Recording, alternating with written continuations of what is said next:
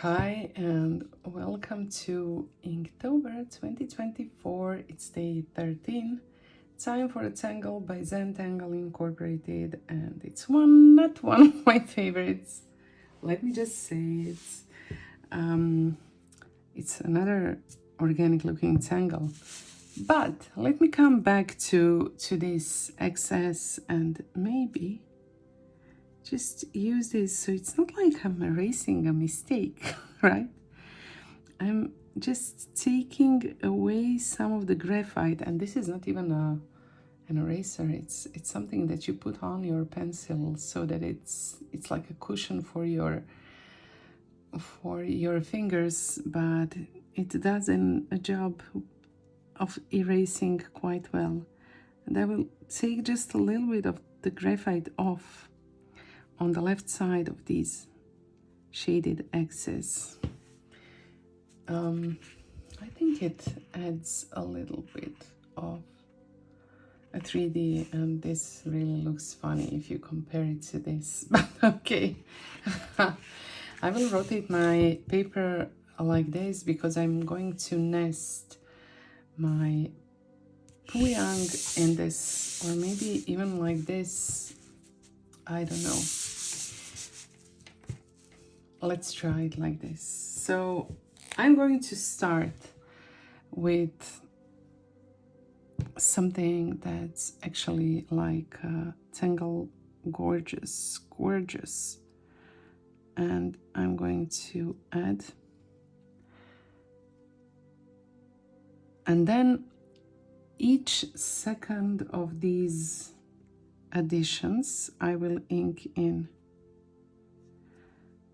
So I'm inking in the next one, then I will draw an aura line, and then another one, and this one again I will just add kind of weighting to it. It's one of the tangles that was revealed on last Zen again, I think it was 2022, and I will start here, and it's not easy because of the shape that I have. And finally I want to have a little like something that almost looks like a garlic clove. So do you say garlic clove? So this is what I'm kind of aiming at as I'm adding these aura lines and inking some of them, inking in some of them. And let's see, maybe a few more, and maybe make them a little bit shorter as I add new ones, you know, to the sides, not starting from the very top, so that it has this like a Hershey kiss again. I don't know what's with me and those Hershey kisses. I think I had that reference already. And yes, I did when I drew this one. So now I have this little Hershey kiss, and maybe just another one here on the side, a little bit ink on it. And then I will draw, kind of imagine planet Saturn, and I will draw a ring around it. So the ring around it, that will go something like this. And I will start again doing almost the same thing, adding these little lines, and then I will make a hook with one, and then I will make a hook with another one, and you're supposed to do the same, add these lines between them, but you can choose if you want to add the lines first and then the hooks, or maybe add the hooks and then just squeeze in the lines, because again, there are no wrong or right way to tangle a tangle. And maybe, oops, that one was almost like too close, but it's fine. And you know, even with its imperfections, it will be fine. As I said, it's not a tangle that I really feel comfortable with. And it's just normal that some tangles are really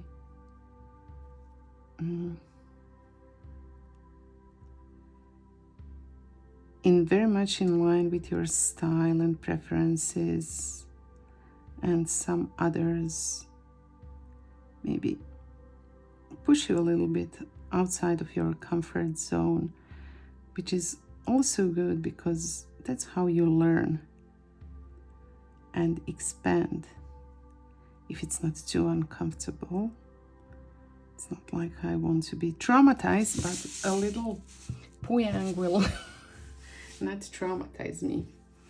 And now I want to add a bottom part of it, and I will add it like this. I drew this little fescue-esque ending to it, and I want to do almost the same thing again. Make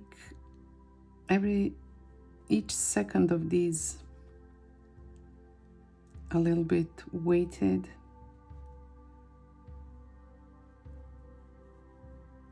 and then add a line again, and add a weighted one, and another line, maybe just one weighted here, and then I can go and do almost the same on the opposite side. Well, it's not going to be the same. I want to do something like, so I'm kind of building the shape in a way that it will look like, again, some maybe flower bud, almost a shape that resembles a flower bud or something like that.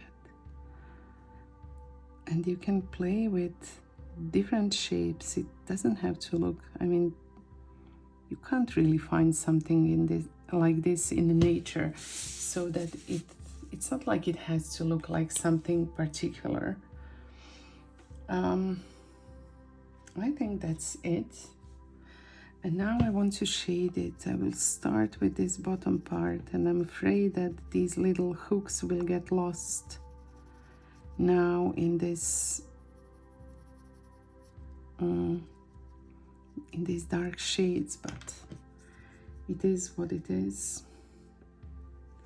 Maybe I can increase them a little bit more so that there is a hint of them on the sides.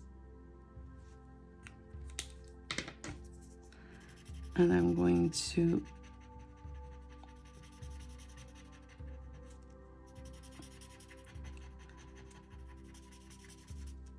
shade and highlight this part first. I think I want to shade a little bit more this bottom part.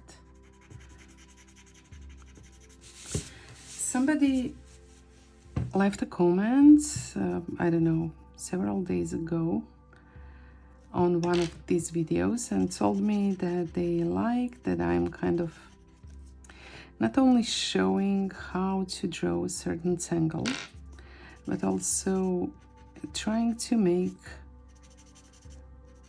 something different from it, something my own. And that's true, but it's much easier to do it when you feel comfortable with a tangle. So if it's something that you really like, if it's something that you really know well, then you feel much freer to experiment with it. And in addition to that, or maybe just my opinion about that, it's much easier to do that when you have a simple shape to begin with. And many of Zentangle's tangles are very simple. And this is why they are so great for improvising and leaving your own mark while you draw them. But with some of them, with some of those like this one, which are quite complex, it's not so easy to feel this freedom because you're kind of struggling to get it, the quote-unquote quotes, in quotes, the right way. So of course we know all that there are no mistakes, and still you want to do it in a way that it looks similar to the original deconstruction. And especially if you are filming videos for YouTube videos and you're not tangling by your own, then the pressure is increasing. Not to say that I feel it a lot, and I hope that it shows that I'm quite relaxed about it. But still, the simpler the tangle, the easier it is to just lean into the process and also let yourself experiment with it and have fun. I'm trying to add some highlights without making it too bright. So I hope that you can see it well. It doesn't look like the original one. It's not supposed to look like the original one. This one is also, in my opinion, challenging when it comes to shading and highlighting, because there are different ways to do it. And it's not like there's only one way to play with shading and highlighting. But I hope that I managed to get some volume into the shape, and I hope that you like it. Now I have these free spaces here, and I want to kind of fill them with something, and what's better than some mucas, because they're amazing for filling any kind of spaces. You can play with their shapes, and they can easily, just like vines, you know, in nature, they just curl and they can fit any spaces. It's what I appreciate about them. So now I'm drawing a little bit across the tail of this Pouyang, but I don't mind it. And I'm thinking about, because this space here is weird, it's not like I can fit another tangle here. So I think it needs some mucas or something like that. Maybe some orbs would be good as well. Or maybe here I can add a little ambler, but I will add that ambler starting from the center point, because it's so much easier if you have a space like this. So it's almost like adding a square print stump.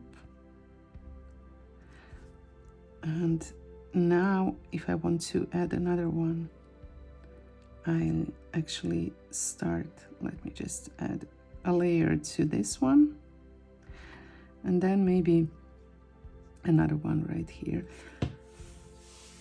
But I can start that one from the outside. So it's just to create a little bit of contrast between the very organic shapes that we have added on this right side, and fill the space with something that's a bit different. And if I would add orbs, it would not be like that. I think I will extend it here, and I'm not really worried about making it look totally like Ambler should look, because you can only see some fragments of it, and it's only here for texture, so it doesn't really matter if it's not created according to the step outs, right? And maybe just a little bit more towards the top. Again, doesn't matter if the shapes are not the way you would end up having if you would just really draw an Ambler original and put it behind. But I think it's good to have a little bit of different texture. I might add two right here.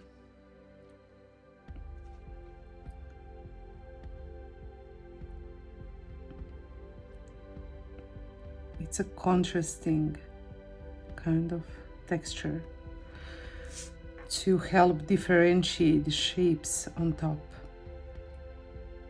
from the ones on bottom. I'm sorry, I have some throat issues. I'm coughing. And I think that's it for now. I think we have done a lot today, and hopefully you will join me again tomorrow. Bye.